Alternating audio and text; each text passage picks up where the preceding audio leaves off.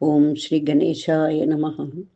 வந்தே கஜேந்திரவதனம் வாமாங்காரூடவல்லபாஸ்லிஷ்டம் குங்குமபராகசோணம் குவலயினீஜாரகோரகாபீடம் பிரணமாமி தட்சிணாமூர்த்தி வியாசசங்கரரூபிணம் ஜோதிர்மயம் குரும் ஸ்ரீமச்சந்திரசேகர சரஸ்வதி. ஓம் ஸ்ரீ குருभ्यो நமः. ஓம் நமோ பகவதே காமகோட்டி சந்திரசேகராய. ஓம் ஐம் ஹ்ரீம் ஸ்ரீம் ஸ்ரீமாத்ரே நமः. ஓம் ஐம் ஹ்ரீம் ஸ்ரீம் ஸ்ரீ அன்னதாயை நமः. ஓம் ஐம் ஹ்ரீம் ஸ்ரீம் ஸ்ரீ வசுதாயை நமः. ஓம் ஐம் ஹ்ரீம் ஸ்ரீம் ஸ்ரீ சச்சாமரரமாவாணி சவ்யதக்ஷிண சேவிதாயை நமः. ஓம் ஐம் ஹ்ரீம் ஸ்ரீம் ஸ்ரீ கடாட்ச கிங்கரி பூதகமலா கோட்டி சேவிதாயை நமः. ஓம் ஐம் ஹ்ரீம் ஸ்ரீம் ஸ்ரீ சிவசக்தியைகரூபிண்யை நமः. ஓம் ஐம் ஹ்ரீம் ஸ்ரீம் ஸ்ரீ லலிதாம்பிகாயை நமः. அனைவருக்கும் வணக்கம். போன பதிவில் சர்வார்த்த தாத்ரி அம்பாளுடைய திருநாமத்தை நாம் அறிந்து கொண்டோம். அனைத்து அர்த்தங்களையும் கொடுக்கக்கூடியவள். அந்த அர்த்தம் என்பதில் பதிந்திருப்பது தர்மம், பொருள், காமம், மோக்ஷம் என்கிற 4 விஷயங்களாகிய 4 புருஷார்த்தங்களை அளிப்பவள் அம்பாள். சர்வார்த்த தாத்ரியை நமக அப்படின்னு படித்தோம். இன்று தேசகாலா பரிச்சின்னா என்கிற நாமத்தை அறிந்து கொள்வோம். இதை பிரித்தால் தேச கால அபரிச்சின்னா. அபரிச்சின்னா என்றால் உட்படாதவள்.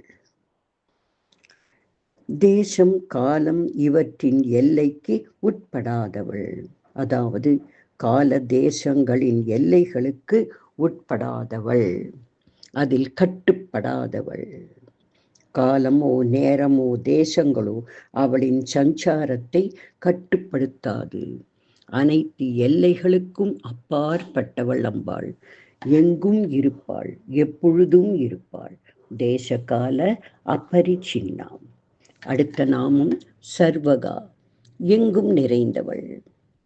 அடுத்தது சர்வ மோகினி, எல்லோருக்கும் அவள் மீதான விருப்பத்தை அதிகப்படுத்தக்கூடியவள் அம்பாள்.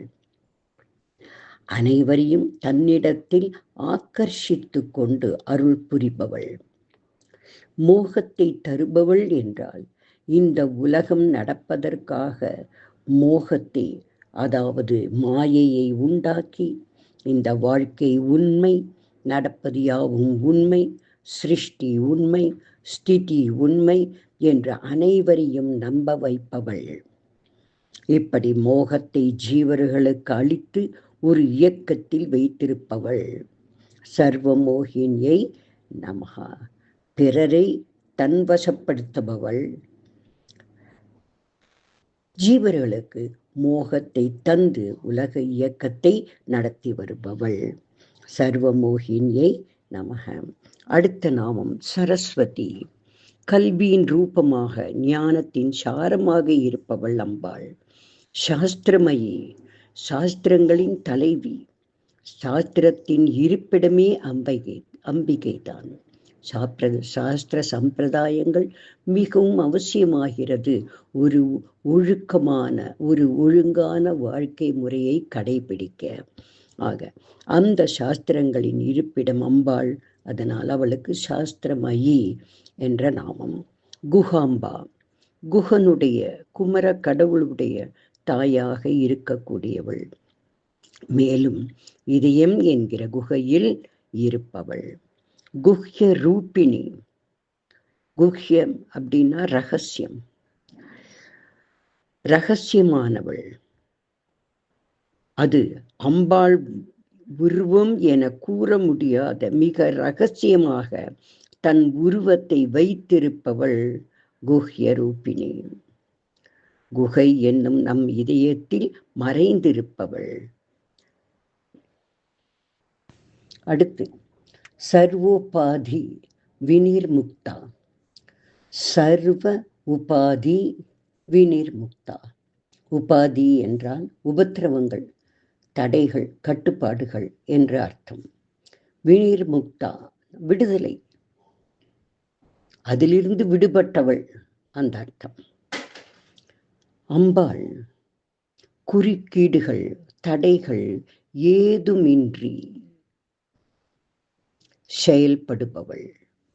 தடைகள் என்று எந்த உபத்திரவமும் அம்பாளுக்கு கிடையாது. அசுரர்கள் ஏற்படுத்திய தடைகளை எல்லாம் அனாயாசமாக சமாளித்தவள் அம்பாள். சர்வோபாதி விநிர்முக்தா. தன் பக்தர்களுக்கு ஏற்படும் உபத்திரவங்களை, தடைகளை நீக்குபவள் சர்வோபாதி விநிர்முக்தா. அடுத்த நாம் சதாசிவ பதிவிரதா. சதாசிவன் அனுக்கிரக தெய்வம். நிர்குண பிரம்மத்திலிருந்து அம்பாள் தோன்றினாள். 5 தொழில்களை செய்ய, சிருஷ்டி, ஸ்திதி, சம்ஹாரம், திரோதானம், அனுக்கிரகம் என்று 5 தொழில்களை செய்ய 5 தேவர்களை அம்பாள் சிருஷ்டி செய்தாள். இதில் அனுக்கிரக தேவதைக்கு சதாசிவம் என்று பெயர். அம்பாள் சதாசிவனின் பதிவிரதை. அதனால் அம்பாளும் அனுக்கிரக தேவதையே. சதாசிவ பதிவிரத்யை நமஹ. அடுத்த நாமம் சம்பிரதாயேஸ்வரி. சம்பிரதாயங்கள், ஆச்சார அனுஷ்டான பழக்க வழக்கங்கள். ஈஸ்வரி என்றால் ராணி, ஆள்பவள். சம்பிரதாயம் என்பது வழி வழியாக ஒரு குருவிடமிருந்து சிஷ்யர்களுக்கு வருவது பாரம்பரிய நெறிமுறைகளாகும். ஒரு குறிப்பிட்ட நடைமுறைகள், நம்பிக்கைகள், கோட்பாடுகள், சடங்குகள், வழிபாட்டு முறைகள் யாவும் சம்பிரதாயம் என்று கூறப்படுகிறது. இவ்வகை சம்பிரதாயங்களுக்கு தலைவியாக, அதனை ஏற்பவளாக, ஈஸ்வரியாக இருப்பவள் அம்பாள். உபதேச ரீதியாக வரக்கூடிய இவற்றிற்கு அம்பாளே ஈஸ்வரி, சம்பிரதாயேஸ்வரி. அடுத்த நாமம் சாத்வி. சாது பிளஸ் ஐ அல்லது சாது பிளஸ் ஈ என்றும் இந்த நாமத்தை 2ஆக பிரித்து அர்த்தம் கொள்ளலாம். தெளிந்த ஞானமும் அமைதியும் உடையவர்கள் சாதுக்கள்.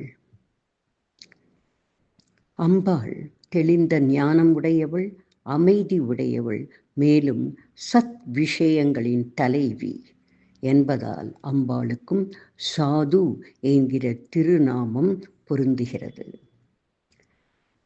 அடுத்தது ஈ. ஈ என்பது 51 அக்ஷரங்களின் 4வது எழுத்து. இது அம்பாளுக்குரிய அக்ஷரம். இது அம்பாளின் பீஜ மந்திரங்களின் ஒரு பகுதியாகும். இது ஆற்றல் சக்தி நிறைந்த எழுத்தாகும். சாத்வியை நமஹ. அடுத்த திருநாமம் குருமண்டல ரூபிணி. குருக்களின் பரம்பரையாக இருப்பவள், குரு பரம்பரையின் ஆதி குருவாக இருப்பவள், பலவிதமான குரு மண்டலத்தின் ரூபமாக இருப்பவள் குருமண்டல ரூபிணி. அடுத்த நாமம் குலோத்தீர்ணா. குலம் பிளஸ் உத்தீர்ணா. குலம் என்பது குடும்பம், ஒரு சமூகம் என்கிற பொருளை கொண்டது. உத்தீர்ணா அதற்கு அப்பாற்பட்டவள், அதிலிருந்து விலகி இருப்பவள். அதாவது அம்பாள் இந்த வரையறைக்குள் அடங்கியவள் அல்ல. குலம் என்கிற கட்டுக்கோப்பை கடந்து நிற்கும் பரம்பொருள், அனைத்து எல்லைகளையும் கடந்தவள். அம்பாள் ஒரு குறிப்பிட்ட குடும்பம், இனத்திற்கு மட்டும் சொந்தமானவள் அல்ல. மாறாக அவள் எல்லா உயிர்களுக்கும், எல்லா குலங்களுக்கும், எல்லா சமூகத்தினருக்கும், எல்லா பிரிவினருக்கும், எல்லா குடும்பத்திற்கும் பொதுவானவள். எல்லையற்ற தன்மையை கொண்டவள் என்பதினால் குலோதீர்ணா என்று போற்றப்படுகிறாள். அடுத்த திருநாமம் பகாராத்யா. பகா என்றால் சூரிய மண்டலம், ஆராத்யா என்றால் ஆராதிக்கப்படுபவள். சூரிய மண்டலம் என்பது சூரியனை சுற்றியுள்ள 8 கிரகங்கள், நட்சத்திரங்கள், சந்திரன்கள், சிறிய கோள்கள் இவற்றை உள்ள அடக்கியது சூரிய மண்டலம். சூரியனை சுற்றி புதன், வெள்ளி, பூமி, செவ்வாய், வியாழன், சனி, யுரேனஸ், நெப்டியூன் என்று 8 கிரகங்களும் சந்திரன் முதலியவதை சேர்ந்தது சூரிய மண்டலமாகும். ஆராத்யா என்றால் ஆராதிக்கப்படுபவள். அதாவது இந்த அண்டத்தில் உள்ள அத்தனை சூரிய மண்டலத்திற்குள்ளும் அவள் சக்தி வியாபித்திருக்கிறது. அத்தனை சூரிய மண்டலங்களால் ஆராதிக்கப்படுபவள். சூரிய மண்டலத்தின் மத்தியில் பானுமண்டல மத்தியஸ்தாவாக இருக்கும் தேவி அனைவராலும் வணங்கப்படுகிறாள். ஓம் பகாராத்யாயை நமக. அம்பாளின் அடுத்த திருநாமம் மாயா. மாயையை தோற்றுவிப்பவள் மாயா.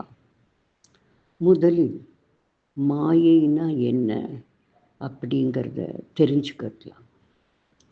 மகாபெரிவா அதுக்கு ஒரு விளக்கம் தருகிறார். மாயைனா என்ன என்பது. அதாவது மாயை என்பது அடியோடு இல்லாத வஸ்து இல்லை. அது இருப்பது போல் நினைக்கும் வரை அது இருப்பதாக தோன்றும். ஒரு வஸ்து இருக்கிறது, ஆனால் அது வேறாக தெரிகிறது. உதாரணம், கானல் நீர். இது கண்ணுக்கு தெரியறது. அங்கு நீர் இருப்பது போல காணப்படுகிறது. ஆனால் அதன் அருகில் சென்றதும் அங்கு ஜலம் இல்லை. இருப்பினும் ஜலம் அங்கு இருப்பது போல் தோன்றியது அல்லவா? இது மாயை.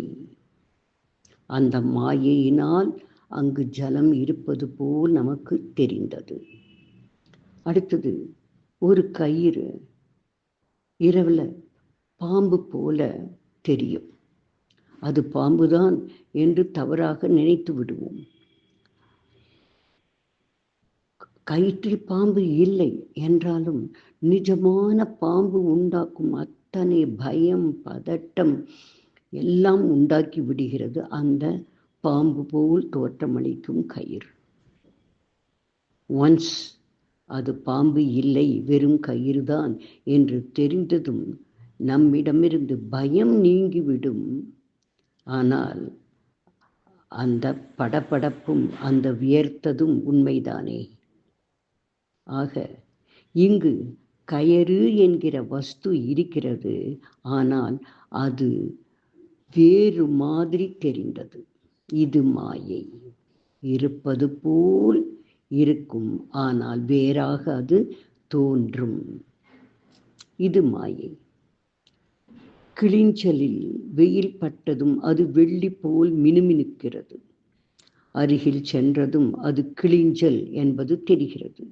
ஆனால் அது வெள்ளி என்று நினைத்தது உண்மைதானே. இது மாயை. கிளிஞ்சல் இருந்தது உண்மை, ஒரு வஸ்து இருந்தது உண்மை, ஆனால் வெள்ளி போல வேறாக தெரிந்தது. இது மாயை.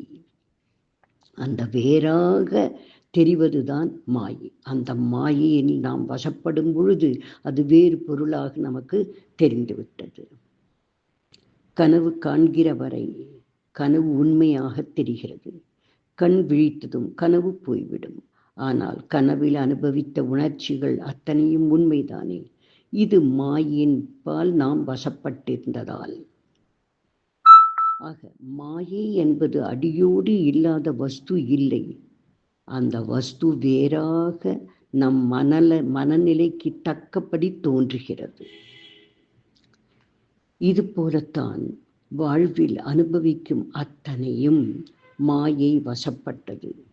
இருப்பது போல் நினைக்கும் வரை இருப்பதாக தோன்றுவது. ஞானிகள் உலகே மாயம் என்று கூறும் பொழுது உலகம் அடியோடு இல்லாத வஸ்து இல்லை. மனிதர்கள் ஞானம் பெறும் வரை, அஞ்ஞானத்தில் இருக்கும் வரை உலகம் மெய்யான ஒன்று என்றுதான் நினைப்பார்கள்.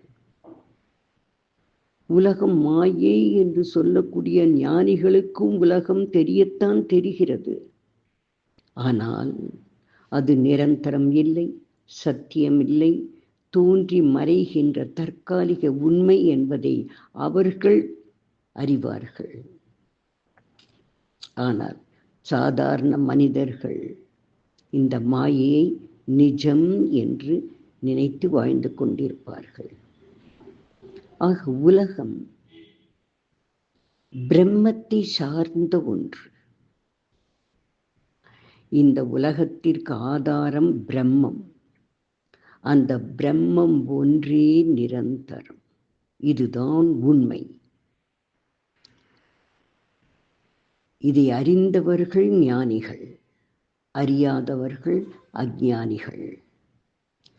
மாயையால் உலகம் சத்தியமாக நிரந்தரமாக இருப்பது போல் தோன்றுகிறது. பிரம்மமாகிய அம்பாள் அம்பாளின் சிறு அம்சமே மாயை. உலகோர் அனுபவிக்க உடல், பொருள்கள், மரம், மண், மிருகம் என்று அனைத்தையும் மாயை கொண்டு அம்பாள் படைத்தாள். மாயா சக்தியால் அனைத்தையும் படைத்த அம்பாள் கடைசியில் தன்னில் வந்து அவை யாவும் ஒடுங்கவும் செய்கிறாள். இப்படி பிரம்மத்திடமிருந்து வெளிவந்த அனைத்தும் மாயையால் உலகில் நிஜம் போல தோன்றி பின்னர் அவை அனைத்தும் மறைந்து விடுகிறது. நிரந்தரமாக இருப்பதில்லை. உலக இயக்கத்திற்கு காரணமாகிறது மாயை, அவ்வளவுதான். இப்படி பிரபஞ்சம் இயங்கி முடிவில் மறையச் செய்யும் பெரும் மாய சக்தியாக மகா மாயாவாக இருப்பவள் ஜெகத் ஜனனியான அம்பாள் மாயா. யாதேவி சர்வபூதேஷு மாயாரூபேண சம்ஸ்திதா நமஸ்தஸ்யை நமஸ்தஸ்யை நமஸ்தஸ்யை நமோ நமஹ. அடுத்த திருநாமம் மதுமதி. மதுவாக இனிக்கும் தேனாக இருப்பவள் அம்பாள். தேன் போல் பக்தர்களிடம் இனிமையாக இருப்பவள், சுகத்தை தருபவள். ஞானம் என்கிற பூக்களில் இருந்து கிடைக்கும் ஆனந்த தேன் அவள். பக்தர்கள் தன்னை நாடி வரும்பொழுது தேனாக அவர்களின் சிந்தையில் ஊறி இனிப்பு என்கிற மகிழ்ச்சியை தருபவள் மதுமதி. அடுத்த திருநாமம் மகி. மகி என்றால் பூமி. உலகம் படைக்கப்படுவதற்கு காரணமாக இருந்து அதனை பராமரிப்பவள் அம்பாள். அம்பாளின் திருநாமம் மகி, பூமி தாயார் அம்பாள். அடுத்த திருநாமம் கணாம்பா. சிவகணங்களுக்கு அன்னையாக இருப்பவள், சிவனடியார்களுக்கும் அன்னையாக இருப்பவள்.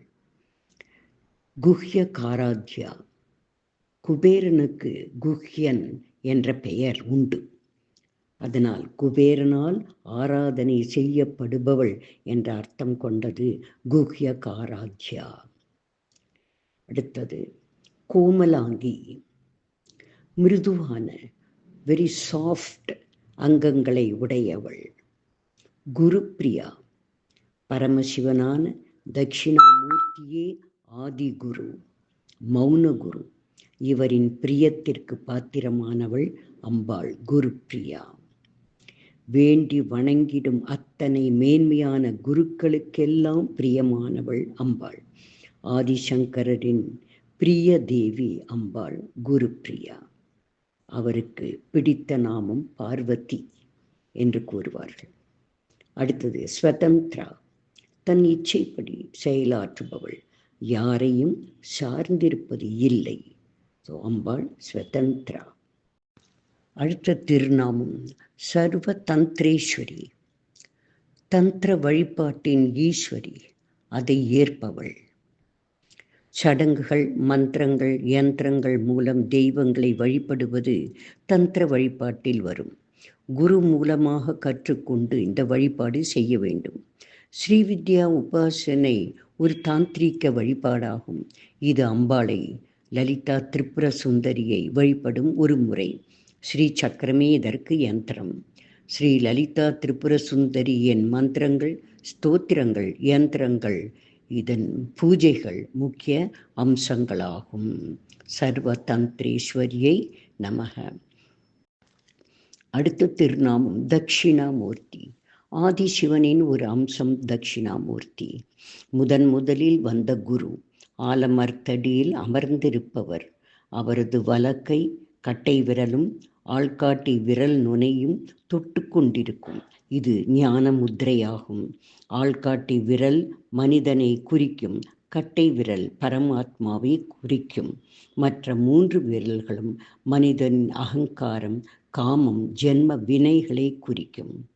இந்த 3லிருந்து மனிதன் தன்னை விடுவித்து கொள்ள வேண்டும், தன்னை பரமாத்மாவோடு ஒன்றிணைக்க வேண்டும் என்று மேலான ஞானத்தை குறிக்கும் முத்திரையாகும் இது. தென் திசையில் அமர்ந்திருப்பவர். ஒவ்வொருவரின் இதயத்திலும் வலது பக்கம் உருவம் ஏதும் இல்லாமல் இருப்பவர் தட்சிணாமூர்த்தி என்கிறார் ரமண பகவான். 12 ஜோதிர்லிங்கத்தில் தட்சிணாமூர்த்தியும் ஒருவர். தமிழ்நாட்டில் ஆலங்குடியில் உள்ளது குரு ஆலயம். பிரம்மாவின் மானசீக புத்திரர்களான சனகாதி முனிவர்களுக்கு ஞானத்தை மௌனத்தினாலேயே உபதேசித்தவர். அருணகிரியார் கந்தர் அனுபூதியில் சொல்வார், சும்மா இரு சொல் அற என்களுமே அம்மா பொருள் ஒன்றும் அறிந்திலேனே என்பார். சும்மா இரு, அதாவது மௌனம். இந்த மௌனம் மனிதனின் மனம் அடங்க, ஞானம் தேட வழிகாட்டுவதாகும். இப்படி மௌன குருவாக தட்சிணாமூர்த்தி அமர்ந்து சனகாதி முனிவர்களுக்கு ஞானத்தை அருளினார். அவருடைய பத்தினியான தட்சிணாமூர்த்தியின் பத்தினியான அம்பாளும் குருவாக இருந்து பக்தர்களுக்கு வழிகாட்டுகிறாள். ஓம் தட்சிணாமூர்த்தி ரூபிணியை நமக. ஆழ்ந்த தியானத்தில் இருப்பவள். அடுத்த நாமம் சனகாதி சமாராத்யா. பிரம்மாவின் மானசீக புத்திரர்களான சனகர், சனாதனர், சனந்தர், சனத்குமாரர் ஆகியவர்களால் ஆராதிக்கப்படுபவள் அம்பாள். முதலில் பிரம்மாவால் படைக்கப்பட்டவர்கள் இவர்கள். அடுத்த நாமம் சிவஞான பிரதாயினி. சிவம் என்றால் மங்களம், மங்களங்களை அருள்பவள். சிவஞானமான மங்களத்தை, நல்ல அறிவை தன் பக்தர்களுக்கு அளிப்பவள் சிவஞான பிரதாயினி. அடுத்த நாமம் சித்கலா. சித் என்றால் உணர்வு, கலா என்றால் ஆற்றல். பக்தர்களின் உணர்வுகளோடு கலந்த அம்பாள் அவர்களுக்கு ஆற்றலையும் ஞானத்தையும் வழங்குகிறாள். அடுத்த நாமம் ஆனந்த கலிகா. கலிகா என்றால் மொட்டு, மலராத பூ. ஆனந்தம் என்கிற மொட்டு பேரானந்தமாக விரிவடைவது ஞானிகளிடம்தான். ஜீவர்கள் ஞானம் பெறாமல் இருக்கும் நிலையில் அவர்களிடம் பேரானந்தம் வெளிப்படுவது இல்லை. காரணம், பந்தத்தில் கட்டுண்டு கிடக்கிறார்கள். அவளிடம் அது மலராத மொட்டாக இருக்கிறது. ஞானம் பிறக்கும் பொழுது அந்த மொட்டு மலர்ந்து பேரானந்தமாக மலரும். இப்படி ஒவ்வொரு ஜீவனிடத்திலும் ஆனந்த கலிக்காவாக, பேரானந்த மொட்டாக அவர்களிடம் அம்பாள் இருக்கிறாள் என்பதே இந்த நாமத்தின் பொருள். மொட்டு மலருவதை போல் ஞானம் பிறந்தால் பேரானந்தம் மலரும். சரி, ஞானம் என்றால் என்ன? ஓங்காரானந்தா இதற்கு ஒரு விளக்கம் தருகிறார். ஞானம் என்பது எல்லாவற்றிலும் இறைவனை காண்பது, அன்பு செலுத்துவது, பேதம் பார்க்காதது, உணர்வோடு ஒன்றிவிடுவது. இதற்கு ஒரு உதாரணம் கூறுகிறார். சாலிகிராமம். இந்த சாலிகிராமம் என்பது ஒரு வடிவம் பெற்ற கல். இந்த கல்லில் நாம் இறைவனை காண்கிறோம். விஷ்ணு சாலிகிராமம், லிங்க சாலிகிராமம் என்று. பிறகு அந்த கல்லிற்கு நாம் நெய்வேத்தியம், புஷ்பம் போட்டு வழிபட ஆரம்பிக்கிறோம். இப்போது அந்த கல்லும் இறைவனும் ஒன்றுதான் என்கிற மனோபாவம் நமக்கு வந்துவிடுகிறது. நம்பிக்கையோடு அதனை ஆராதனை செய்கிறோம். நதியின் ஓட்டத்தால் உருவான ஒரு கல்லில் இறைவனை நாம் காண ஆரம்பிக்கிறோம். இது போன்றே ஒரு சாதாரண கல் சிற்பியின் உழைப்பால் ஒரு சிலையாகிறது. வழிபாட்டிற்குரிய சிலை ஆவதால் அதற்கு ஆலயம், பூஜை, வழிபாடு என்று அந்த கல்லுக்கு நடக்கிறது. சாதாரண கல்லில் பிரம்மத்தை, அதாவது தெய்வத்தை நாம் பார்க்க ஆரம்பித்து விட்டோம். அது சிலையோ சாலிகிராமமோ, இரண்டின் மூலப்பொருளும் கல்தானே. இந்த உதாரணங்களில் கல் என்பது மறைந்து அதில் கடவுள் தெரிய ஆரம்பிக்கிறார். பக்தி உண்டாகிறது. இப்போது கல்லும் கடவுளும் ஒன்றாகிவிட்டது.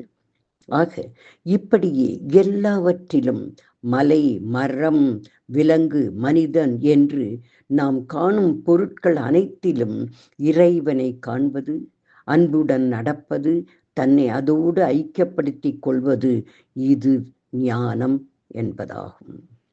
இதுவே ஞானம். அனைத்து சிருஷ்டிக்கும் மூலப்பொருள் பகவான் தான். எப்படி சாலி கிராமத்திற்கு கல் மூலப்பொருளும் அப்படி பகவானே யாவும். மலை, மண், மரம், விலங்கு, மனிதர் யாவும் பகவத் ஸ்வரூபம்தான். பகவான் தான் பரபிரம்மம் எனப்படுவது. அதிலிருந்து வந்த துளிகள்தான் பிரபஞ்சத்தில் காணப்படும் அத்தனை பொருட்களும்.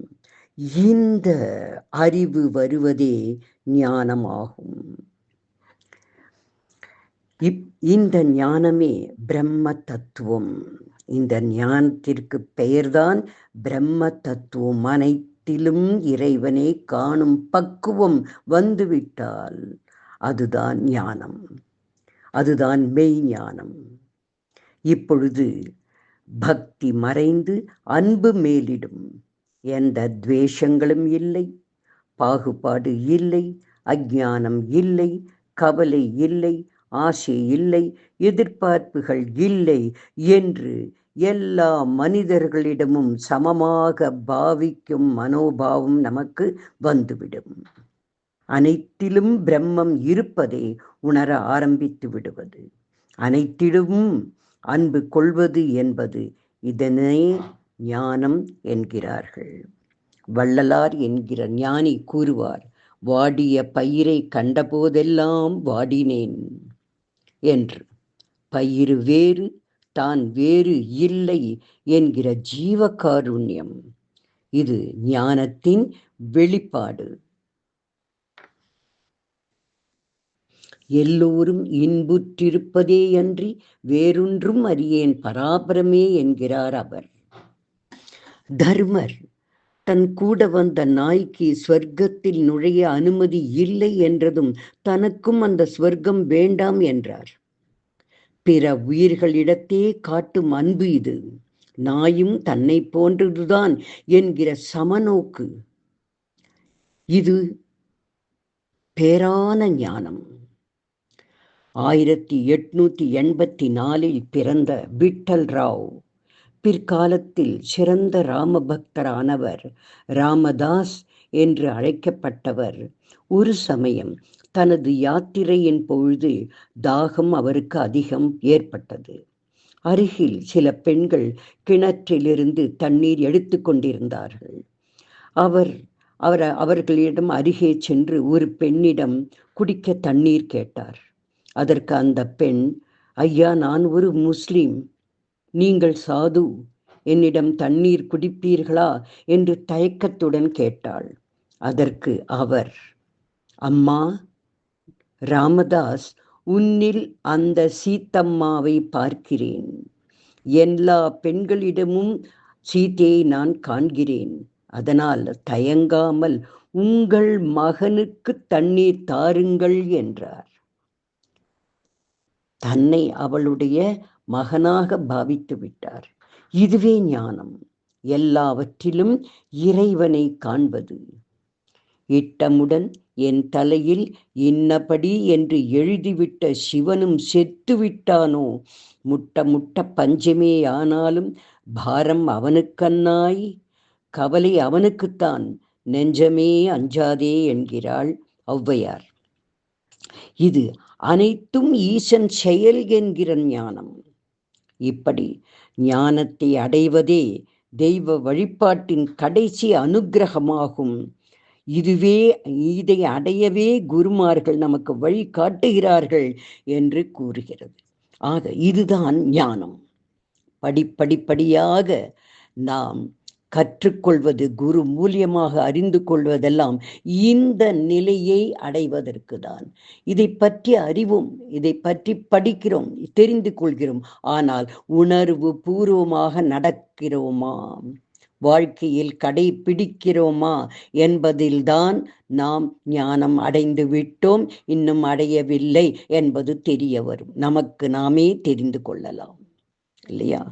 வேலைக்காரி வேறு, நாம் வேறு என்கிற பேதம் இருக்கும் வரை நம்மிடம் இன்னும் ஞானம் வந்து சேரவில்லை என்பதுதான் அர்த்தமாகிறது. ஆக இந்த ஞானம் என்கிற மேலான அறிவு அனைவரிடமும் உள்ளத்தில் புதைந்து கிடக்கிறது. மலராத முட்டு போல் பந்தத்தாலும் அறியாமையினாலும் இறுக மூடிக்கொண்டிருக்கிறது. படிப்படியாக இல்வாழ்க்கை நம்மை விட்டு நகர்ந்து விடும் பொழுது சாது சத் சங்கத்தால் ஆன்மீக எண்ணங்கள் வளரும் பொழுது அம்பாள் மொட்டாக உள்ள ஞானத்தை நம்மிடம் மலரச் செய்கிறாள். பேரானந்தத்தை பக்தர்களுக்கு அடைய உதவுகிறாள். ஆனந்த கலிகாயை நமக. ஓம் ரகசியானாம் ரகசியம் ச லலிதா பிரீதிதாயகம் அனேன சத்ருஷம் ஸ்தோத்திரம் ந பூதம் ந பவிஷ்யதி. சர்வரோக பிரசமனம் சர்வ சம்பத் பிரவர்தனம் சர்வ அபமிருத்யு சமனம் கால மிருத்யு நிவாரணம். ஓம் ஸ்ரீதேவ்யை நமஹ. ஓம் ஸ்ரீமாத்ரே நமஹ. சர்வமங்களகாரிண்யை நமஹ.